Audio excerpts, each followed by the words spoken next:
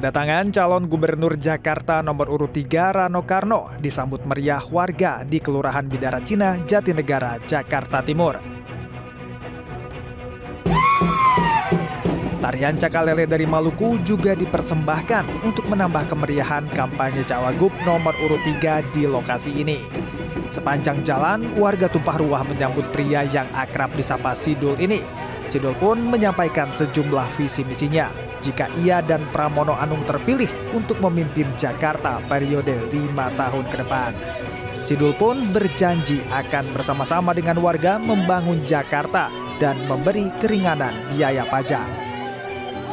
Kalau menghapus mungkin tidak, ya karena komponen pajak itu negara, bukan hanya Pemda. Tapi Pemda bisa memberikan keringanan. Misalnya kalau Anda tanya, JIS gratis nggak? Nggak mungkin. Tapi JIS bisa diberikan pajak yang kecil. Kemudian PBB, Bang Anies juga memberikan kebijakan rumah 2 miliar tidak bayar pajak. Artinya banyak komponen yang bisa kita ringankan. Tapi kalau namanya pajak, negara ini hidup dengan pajak. Tak hanya itu, Rano Karno juga mengungkapkan caranya mengatasi permasalahan banjir jika ia terpilih di Pilgub Jakarta. Meski banjir dianggap sebagai masalah klasik Jakarta, pemeran film Puspa Indah Taman Hati itu mengaku harus bekerja sama dengan kota-kota yang terintegrasi dengan Jakarta. Banjir itu memang klasik, ya selalu kita bicarakan klasik karena Jakarta ini dilintasi 13 sungai. Yang dimana Jakarta tidak bisa bekerja sendiri, dia harus berhubungan dengan Jabodetabek. Inilah makanya kenapa ada aglomerasi, karena Jakarta harus menyelesaikan bersama-sama. Cuman sekarang kita bisa lihat, climate change telah terjadi. Dulu memang curah hujan tinggi, sekarang yang tidak diantisipasi. Mungkin hari ini Jakarta 34 derajat panasnya. Artinya ruang terbuka dengan penanaman itu harus lebih kita utamakan. Bukan berarti kita tidak antisipasi banjir, kita antisipasi. Cuman antisipasinya ini sekarang lebih concern kepada bagaimana mengurangi. Kemarin Jakarta terburuk nomor 2 di dunia cuacanya. Ini kita merasain aja nih, bagaimana sekarang. Ini yang namanya climate change terjadi. Oke ya? Oke. Dalam kampanye di wilayah Jatinegara, Jakarta Timur itu, Rano Karno juga menyampaikan program unggulan lainnya seperti meningkatkan insentif untuk RT RW serta program padat karya tunai.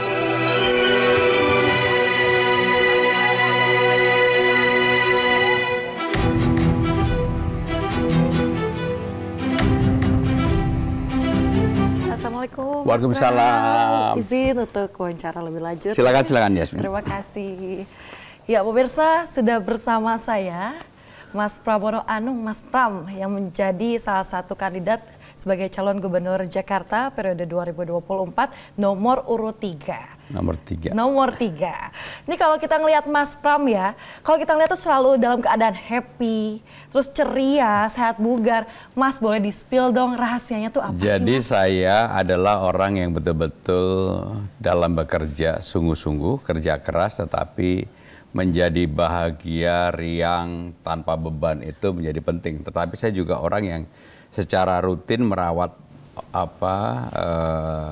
kesehatan dengan olahraga secara rutin. Dalam 1 minggu saya sepedaan 3 kali. Wow. Berenang 1-2 kali, jogging 1-2 kali. Jadi hampir setiap hari pasti melakukan olahraga, termasuk dengan personal trainer saya yang fitness ini saya udah 20 tahun lebih. 20 tahun lebih, luar biasa. Dan tadi saya juga pagi sebelum memulai kegiatan saya lari di GBK 5 putaran. 5 putaran, luar biasa loh Mas Pram ini loh. Tapi informasinya juga Mas Pram itu sering ajak cucunya untuk berenang. Jadi gitu, gimana, saya Mas? sebenarnya family man, sangat family man. Makanya secara jujur saya harus sampaikan, nggak pernah punya keinginan berpikir untuk menjadi calon gubernur. Sama sekali enggak. Ya tetapi kan amanah akhirnya diberikan kepada saya. Saya yang dalam medsos saya, kalau mengikuti medsos saya yang sebelumnya hanya isinya cucu, sepedahan, berenang. Tiba-tiba sekarang menjadi calon gubernur. Ya ini menjadi amanah, saya bekerja dengan sungguh-sungguh. Mudah-mudahan apa yang saya lakukan itu betul-betul mengetuk hati para pemilih yang ada di Jakarta. Oke, tadi Mas Pram berbicara suka jogging, berenang, kemudian bersepeda. Kalau misalnya terkait dengan jogging, bagi pejalan kaki khususnya Mas Pram melihat di Jakarta seperti apa sekarang, Mas? Jadi di Jakarta, di jalan-jalan utama ya kayak Sudirman, Tamrin, Gatot Subroto, Kuningan memang relatif sudah baik. Tetapi begitu kita masuk ke yang padat penduduk, tempat warga yang di luar jalan-jalan protokoler yang memang sangat masih kurang. Jadi kesadaran itu yang perlu dilakukan perbaikan, termasuk ruang hijau buat masyarakat juga masih sangat kurang, dan itu yang harus dilakukan perbaikan. Salah satu yang menjadi hambatan bagi kita adalah konsistensi untuk menjalankan kebijakan itu. Menurut saya hampir semua gubernur pasti punya legacy. Hanya sayangnya begitu gubernur ini berganti ke gubernur berikutnya, yang sudah baik dari gubernur yang sebelumnya itu tidak dirawat dengan baik.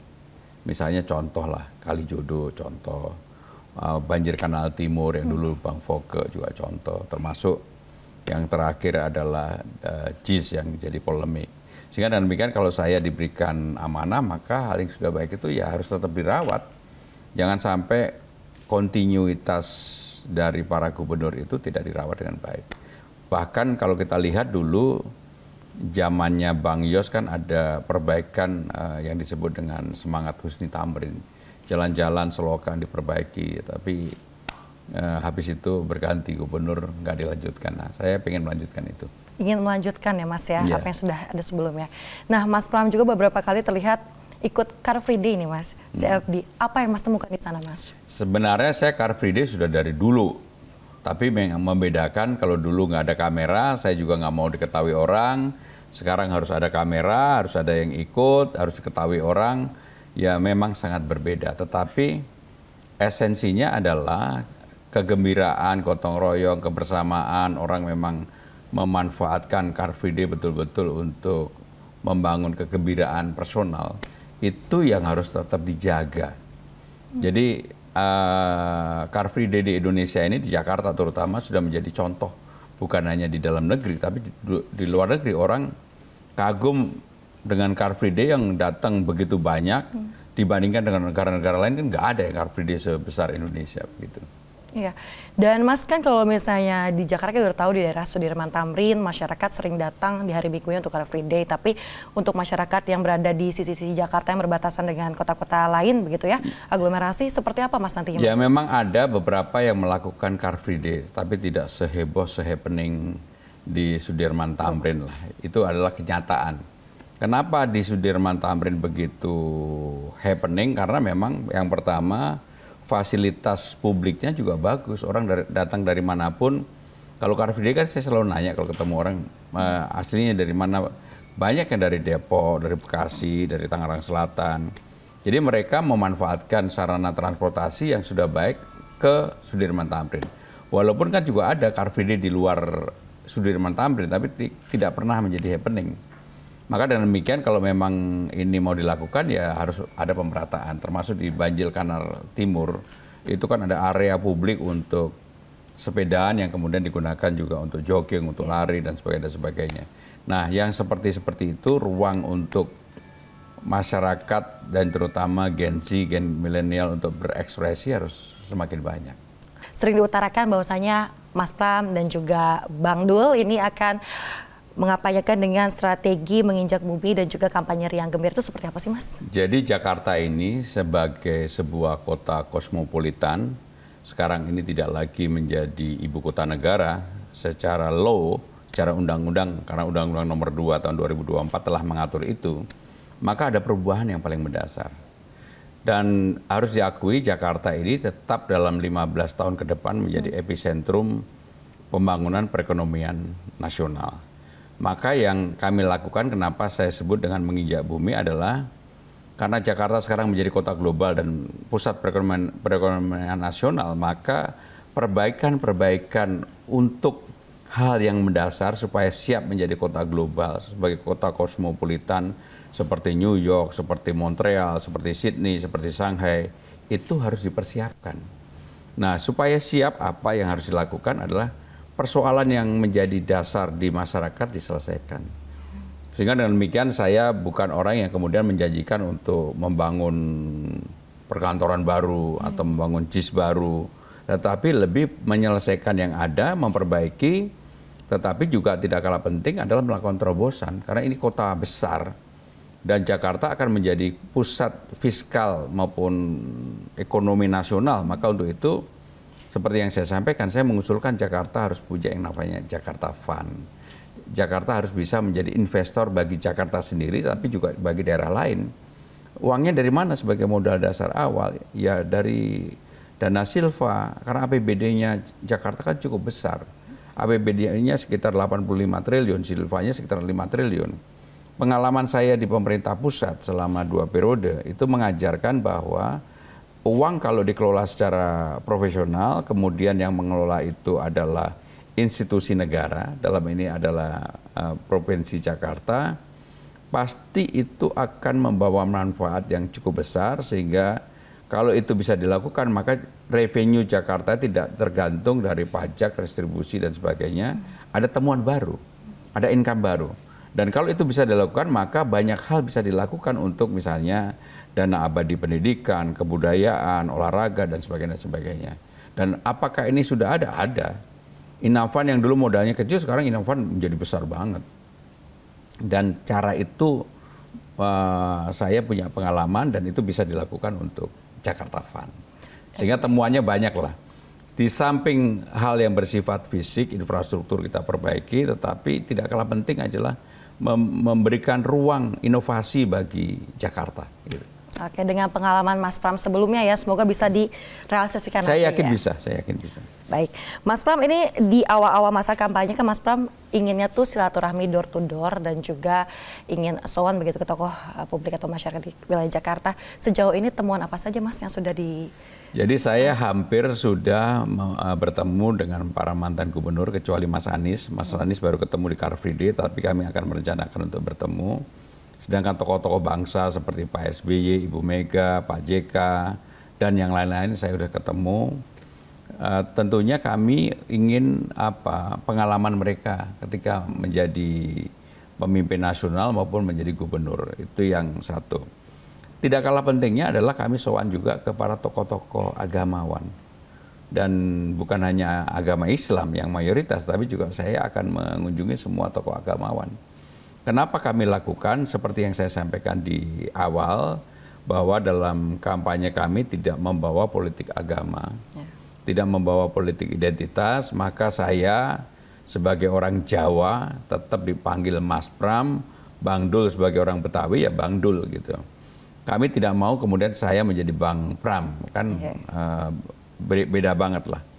Maka komitmen yang seperti itulah yang kemudian kami jaga. Kenapa kemudian kami juga melakukan ziarah, karena apapun secara emosional kita juga harus tahu bahwa Jakarta ini pada awal mulanya dulu salah satu yang berjasa untuk membangun Jakarta adalah Pangeran Jayakarta.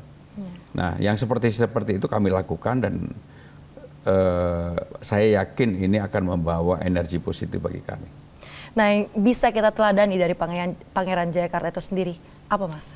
Jadi Pangeran Jayakarta kan salah satu pejuang bangsa yang berani melawan VOC yang dipimpin oleh Jan Pieter Soenkun pada tahun 1602 sampai dengan 1619. Bahkan yang namanya Pangeran Jayakarta itu meninggalnya tidak diketahui sebenarnya.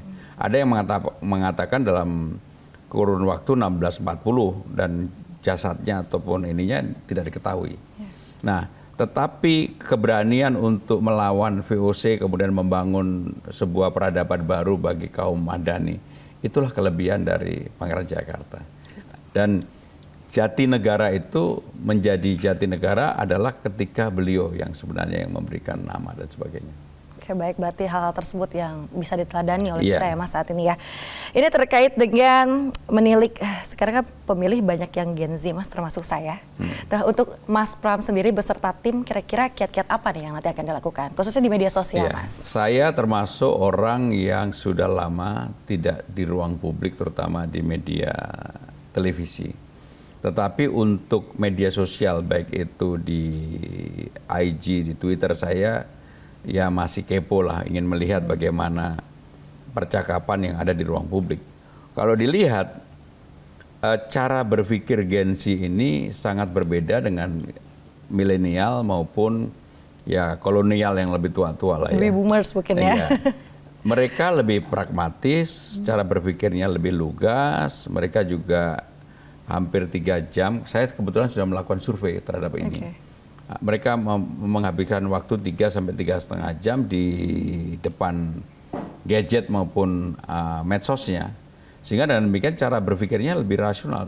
Maka saya termasuk ketika menjadi Menteri Sekretaris Kabinet menerapkan yang namanya kerja bisa dari mana saja, work from everywhere. Dan itu dampaknya sangat baik.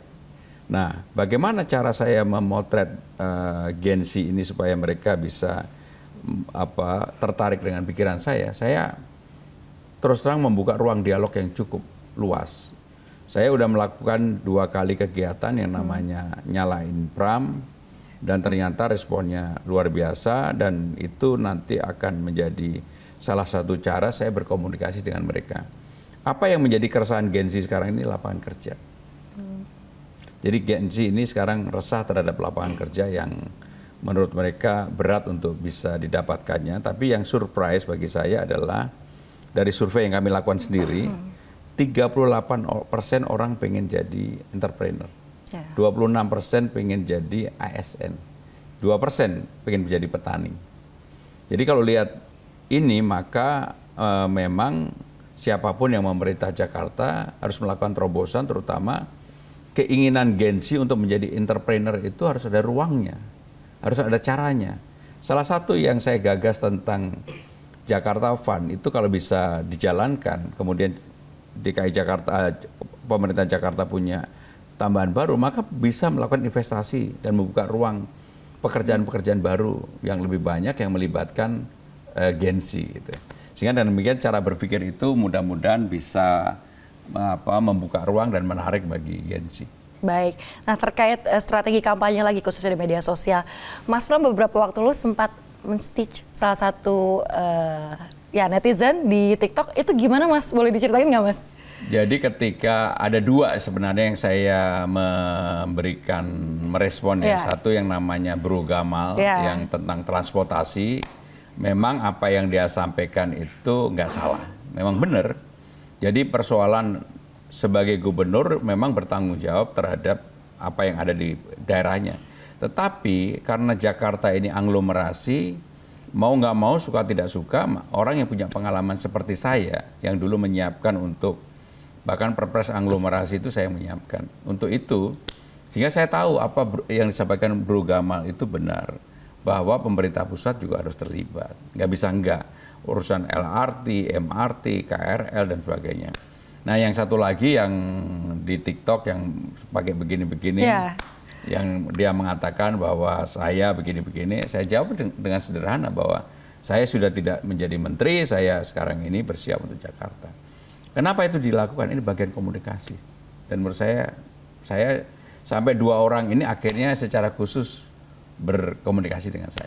Ya, dan emang terbukti ya Mas ya, itu mampu menarik perhatian Gen Z dengan komentar-komentar yang disuarakan di sana. Ya, saya juga belajar, kebetulan anak saya yang kecil kan Gen Z, baru pulang dari Amerika, dan dia belajar khusus tentang artificial intelligence dan juga proses komunikasi yang saya juga diberitahu oleh dia. Contoh yang sederhana lah, dia bilang begini, kan saya mengusulkan bahwa RT RW itu akan punya CCTV. Salah satu hal yang dilakukan adalah mengawasi masyarakat atau para pemuda yang supaya mereka tidak menggunakan narkoba. Saya dikritik oleh anak saya. Kritiknya adalah dia bilang begini, Bapak, Gen Z itu nggak senang diawasi, ya tapi kan harus diawasi. Nah tapi jangan pakai kata diawasi, kata dia. Nah, hal-hal kecil seperti itulah yang kemudian memperkaya saya untuk bisa berkomunikasi dengan baik dengan kelompok yang notabene menjadi baru, tetapi mereka sangat menentukan. Maka saya lebih banyak menawarkan hal-hal yang bersifat rasional. Nah, Mas Pram dan juga Bang Rano sudah menyampaikan kepada publik sejumlah poin ataupun sejumlah sederet-sederet janji apa saja yang nanti akan disampaikan. Salah satunya terkait dengan Jadi Mas, seluruh fasilitas transportasi umum ramah difabel nanti seperti apa Mas yang akan dilakukan? Jadi saya juga pengalaman pribadi ya, supaya saya bisa membaca apa yang menjadi persoalan difabel ini. Salah satu kelemahan kita adalah sarananya ada, tapi tidak dibuat dengan baik. Tidak diselesaikan final touch-nya itu secara baik. Contohnya, di tempat untuk Transjakarta, begitu difabel itu nggak semuanya bisa turun dengan gampang. Pertama, jarak antara mobil dan ini nggak ada penghubung yang... Kalau di negara-negara yang sudah sangat sadar akan difabel, itu biasanya nggak ada ruang untuk turun yang kemudian bisa menimbulkan katakanlah gangguan ataupun bahkan juga mencederai para difabel. Nah, hal-hal yang harus disempurnakan adalah hal yang seperti itu. Bahwa ada. Terutama di jalur-jalur utama. Di koridor yang utama, koridor Tamrin, Sudirman, Gatot Subroto sih ada. Tapi begitu keluar dari itu, terus terang sarana untuk difabelnya masih menyedihkan. Sehingga perbaikan yang harus dilakukan adalah secara menyeluruh dan betul-betul dilakukan untuk bukan menyelesaikan urusan jangka pendek, tapi jangka panjang. Baik, terima kasih banyak Mas Pramono Anung atas waktu dan kesempatannya kali ini. Terima kasih Yasmin. Selamat kembali melanjutkan kampanye riang gembiranya. Semoga selalu dilancarkan ya Mas ya. Terima kasih.